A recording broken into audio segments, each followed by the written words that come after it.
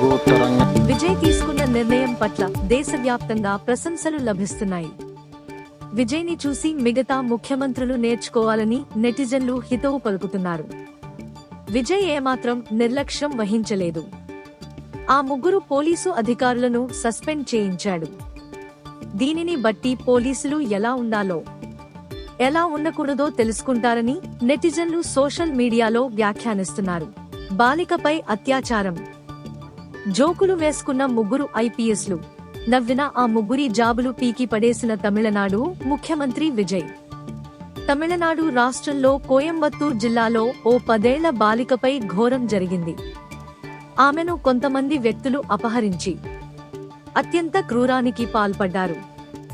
ఈ సంఘటన తమిళనాడు రాష్ట్రంలోనే కాకుండా దేశవ్యాప్తంగా సంచలనం సృష్టించింది. ఈ సంఘటనపై ముఖ్యమంత్రి విజయ్ వెంటనే స్పందించారు.